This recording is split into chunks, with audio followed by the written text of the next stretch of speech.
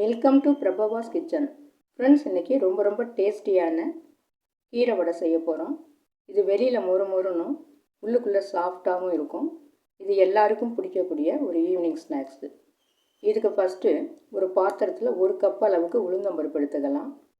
இது 200 கிராம் அளவில் இருக்கும். அடுத்து கடலைப்பருப்பு 1/4 கப்பு சேர்த்துக்கலாம். இது ரெண்டையும் சேர்த்து ஒரு 2 தடவை தண்ணியில் நல்லா அலசிட்டு திரும்பவும் தண்ணியை ஊற்றி ஒரு 1.5 மணி நேரத்துக்கு ஊற வச்சுக்கலாம்.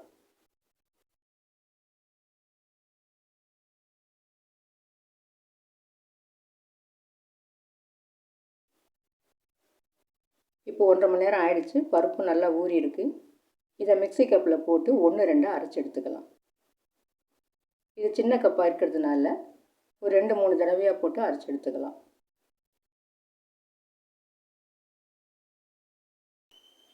இப்போ அரைச்சதை ஒரு பாத்திரத்தில் மாற்றிக்கலாம். அடுத்து இதே மாதிரி கொஞ்சம் போட்டு அரைச்சிக்கலாம். நம்ம கடைசியாக பருப்பு அரைக்கிறப்போ அதில் உப்பு சேர்த்து அரைச்சிக்கலாம். ஏன்னா நம்ம மாவு அரைச்சதுக்கப்புறம் உப்பு சேர்த்தோம்னா கொஞ்சம் தளர்வாயிடும். இது வடைக்கு நம்ம திக்காக அரைக்கணும். அதனால் கடைசியில் நம்ம உப்பு சேர்த்துக்கலாம்.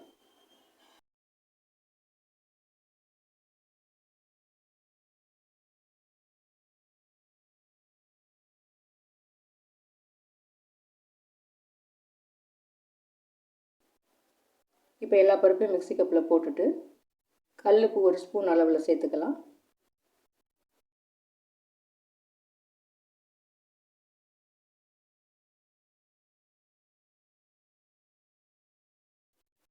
இப்போ எல்லா பருப்பையும் அரைச்சி முடிச்சாச்சு.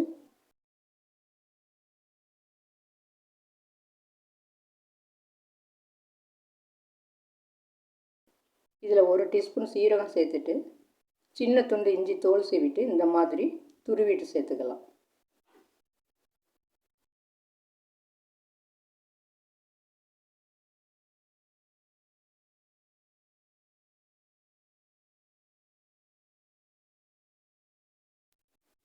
இப்போ காரத்துக்கு 3 பச்சை மிளகாய் பொடியாக கட் பண்ணது சேர்த்துக்கலாம். அடுத்து முளைக்கீரை பொடியாக கட் பண்ணது 1 கப்பு சேர்த்துக்கலாம். முளைக்கீரைக்கு பதிலாக அரைக்கீரை அல்லது சிறுகீரை இருந்தாலும் சேர்த்துக்கலாம்.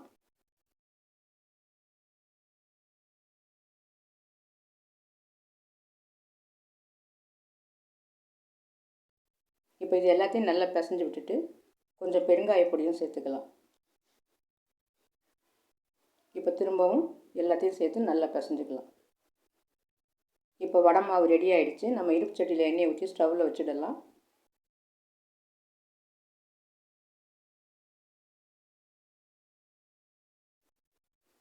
அடுத்து இப்போது ஒரு பாலித்தீன் பேப்பரில் லேசாக எண்ணெய் தடவிட்டு பெரிய உருண்டை அப்படி எடுத்து வடை தட்டிக்கலாம்.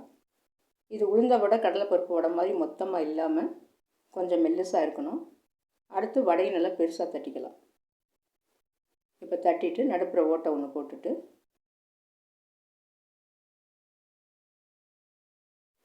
இப்போ எண்ணெய் காஞ்சிடுச்சு. தட்டி வச்சுருக்கிறத போட்டுடலாம். வடை நல்லா பெருசாக இருக்கிறதுனால இந்த இருப்பு சட்டி சைஸுக்கு 1-2 தான் போட முடியும். இப்போ ஃபஸ்ட்டு ஒரு வடையை போட்டு எடுத்துட்டு அதுக்கப்புறம் 2-2 போட்டுக்கலாம்.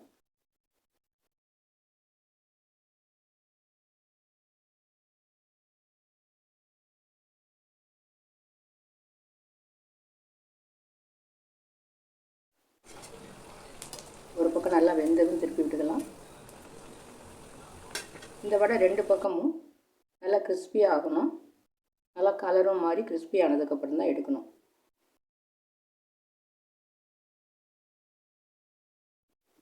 இப்போ வடை 2 பக்கம் நல்லா செவந்து மொறுன்னு ஆயிடுச்சு. எடுத்துடலாம்.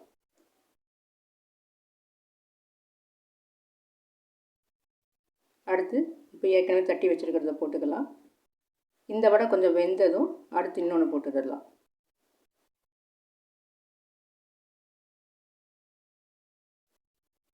இப்போ அடுத்து தட்டி வச்சுருக்கிறதையும் போட்டுக்கலாம்.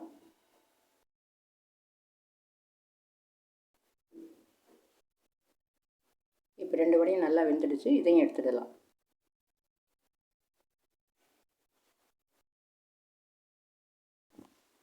இப்போ பாருங்கள், ரொம்ப டேஸ்டியான கீரை வடை ரெடி ஆகிடுச்சு.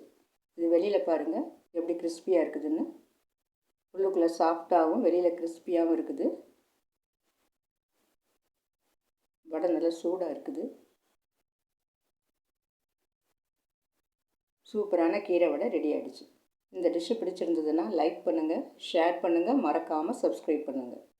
நன்றி.